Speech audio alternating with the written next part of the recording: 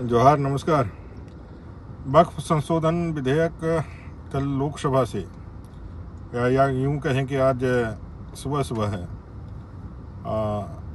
पारित हो गया और आज राज्यसभा में भी एक कानून पारित होकर के लागू होने के लिए समस्त देश में जाएगा।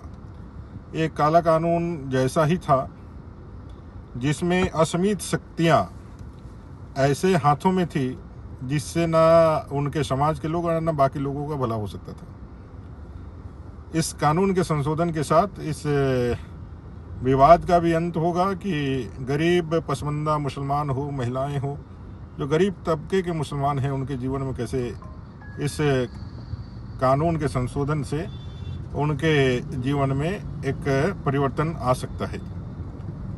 सबसे बड़ी बात, ये 5वीं अनुसूची के आदिवासी जनजाति जमीनों को पूरी तरह से संरक्षित करने का भी ताकत अब सरकार को है।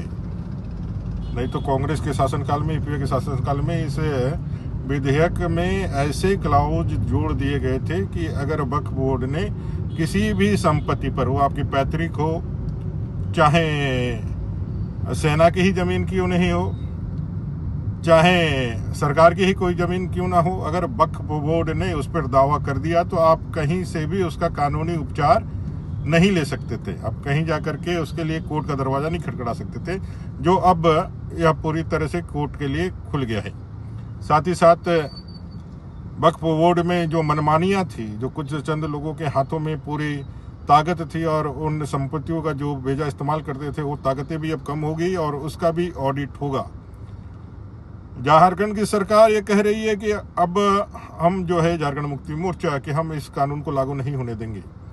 यह देश का कानून है और संसद ने पारित किया है, इसलिए संघीय व्यवस्था में राज्य का उत्तरदायित्व हो जाता है कि केंद्रीय कानूनों का संधारण राज्य में भी करे। इस तरह की गिदड़ भपकियां ना देते हुए कल अपने आदरणीय गृह मंत्री जी ने कहा था कल सदन में कि भाई कानून सभी के लिए संधारण करने के लिए ही होगा, कोई उसको नहीं मानेगा ऐसा हो नहीं सकता, क्योंकि देश में कानून का राज है और कानून ये कहता है कि वक्फ संशोधन विधेयक पारित हो गया है और सबको मानना होगा।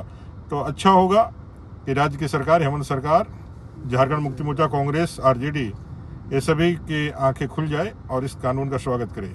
आप सबको बहुत बधाई। माननीय मोदी जी, माननीय गृह मंत्री जी, आदरणीय किरण रिजिजू जी को बहुत बधाई।